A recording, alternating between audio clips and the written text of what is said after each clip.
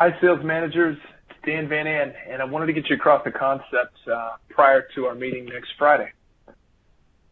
It's around sales career paths and the development along each path.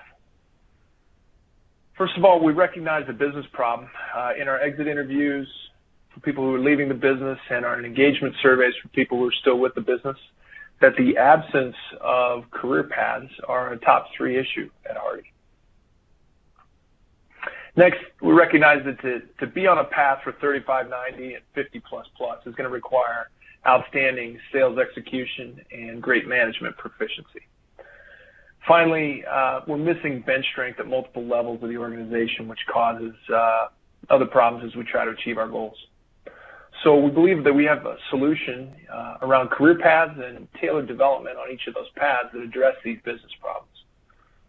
First, development is typically best when you understand the future aspirations of the person and can develop them in that direction. We would benefit from some structure in our career paths at Hardy. It's never going to be rigid or overly structured, but some structure would be helpful. Finally, we need talent in all 3 paths. There's a perception today in the business that really sales management path is the only place to get development and grow your career. Other than that, things get stagnant. So we need to address that and provide more in the other paths. So on one page, this is the path. It starts with Rep 1 and Rep 2. Their primary job is to learn their job, do their job, and to prove themselves. This takes 3 to 4 years typically, and their development is felt through one-on-ones and walk-alongs, and it's guided by their CTAs as they progress through Rep 1 and Rep 2 CTAs. The promotion to Rep 3 is a big promotion. So at this point, you enter a discernment period where the rep is deciding which of the 3 paths is the best fit for them, and the business is deciding which of the 3 paths we see the most potential.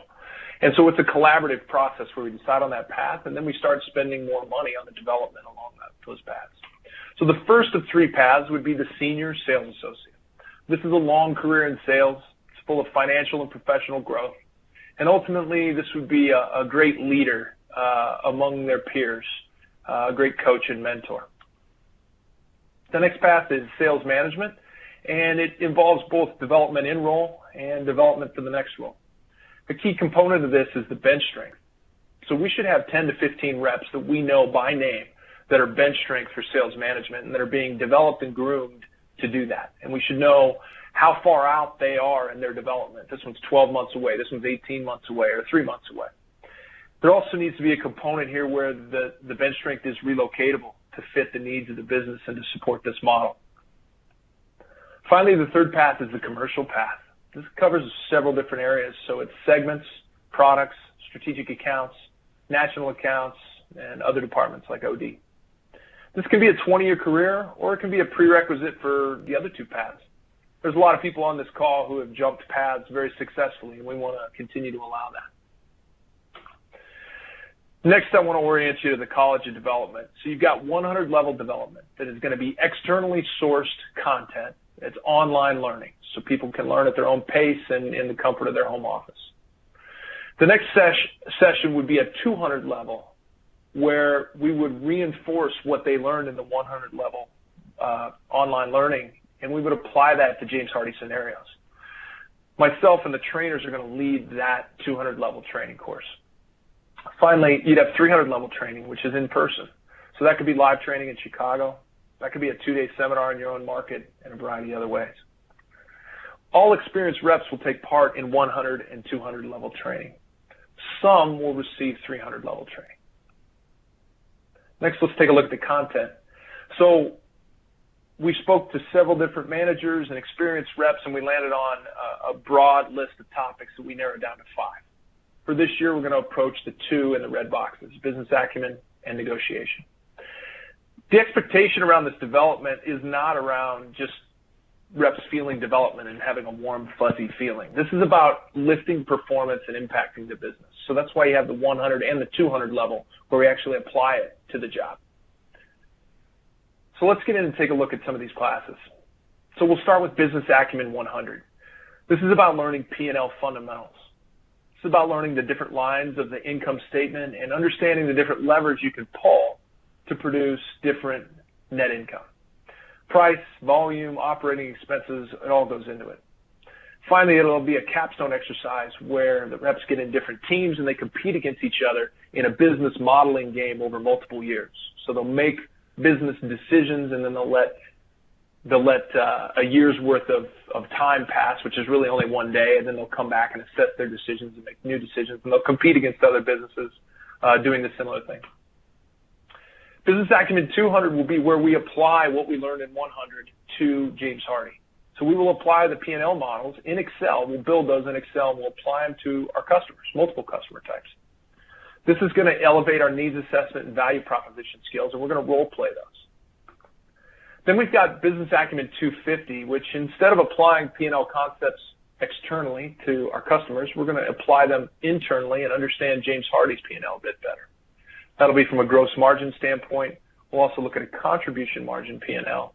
We'll understand the impact that managers make on the P&L based on their decisions, and we'll understand some broader James Hardie economics in our manufacturing model. VA 300 would be a 300 face-to-face class in Chicago that we're still developing. So when we think about how we'll deliver this content, there's two different platforms that we're looking at right now. Both have tremendous value. The first that I'm going to show you is more formal, and it has more of a college feel to it. So some of the classes you can take online are Successful Negotiating from the University of Michigan, Understanding Financial Statements from the University of Illinois, Organizational Leadership from Northwestern, Project Management from Cal Irvine, Business Metrics from Duke, and Business Strategy from the University of Virginia. These are all online courses full of video lectures and reading and online threads that sales reps can engage in and raise their level. This would be 100 level training. Right now, of course, we're focused on the two in the red boxes, which are negotiation and business acumen. There's also a broader use for these online learning platforms in the form of IDP programs. I get sales managers who call and ask all the time, hey, I just did an IDP for a rep, and I'd like to know what resources we have to support X. And now you're looking at some additional resources we would have to support skills.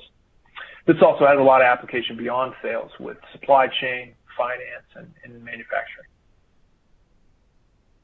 Next, we'll get into the negotiation courses. Again, if you look in the top right-hand corner of the screen, we are still on the Senior Sales Associate path, the top right path.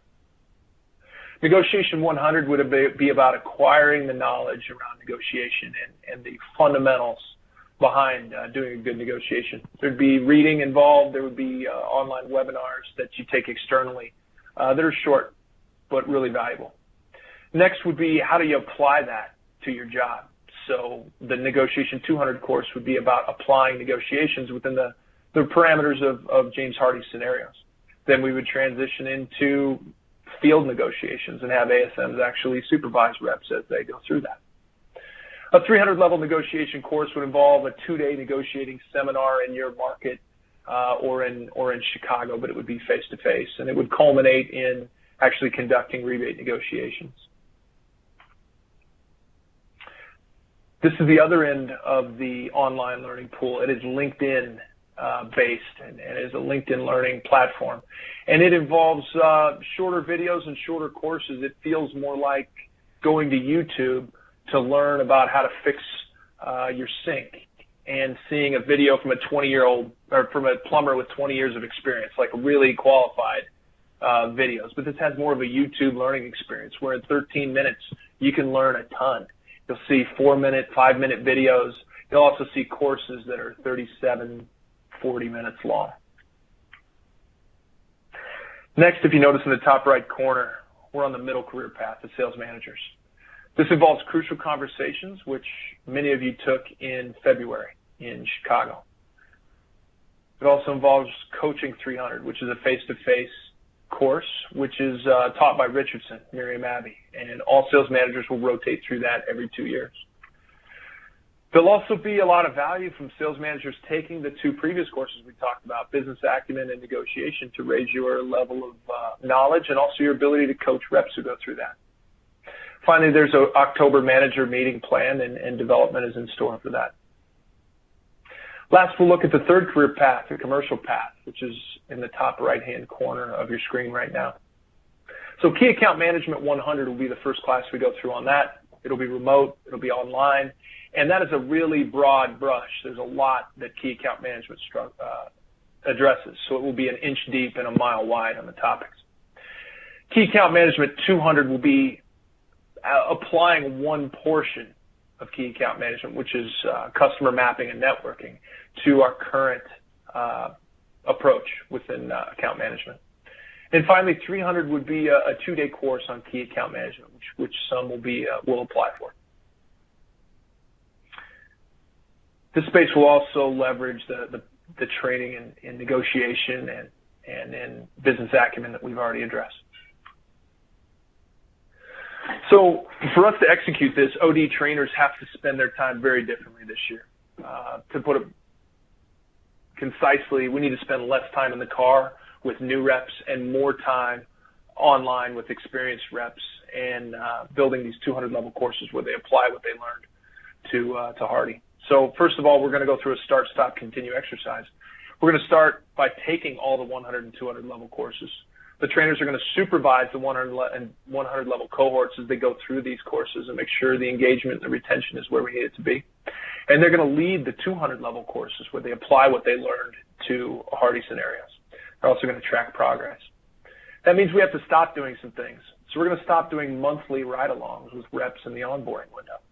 We're still going to do 1 to 2 ride-alongs with onboarding reps, but we're not going to do them monthly anymore. ASMs will step in the gap and use the critical path that we've been showing to guide the process through onboarding. In addition, trainers are not going to do certification preparation anymore. ASMs are more than capable of getting their sales reps ready for certs. We will continue doing 1 to 2 ride-alongs during onboarding. We'll continue doing new hire orientation and HPS, and we will also continue participating in certifications. That's the end of the presentation. I wanted to expose you to what's coming your way and give you time to think and digest this so that you can give feedback prior to our conversation next Friday with Paul Jensel on a 1-hour conference call. Please send me your questions ahead of time or your comments so that I can consolidate those and get Paul across them so he can address them. With 60 or 70 people on the call, it's going to be difficult to open the lines and have everyone chime in. We want as much feedback as we can, but certainly we want to start by having it ahead of time. So as you have thoughts on this, please send me the email of your feedback on this approach, and I will consolidate those for Paul so he can address them properly. Until then, have a great weekend, and I will talk to you guys next Friday. Thank you.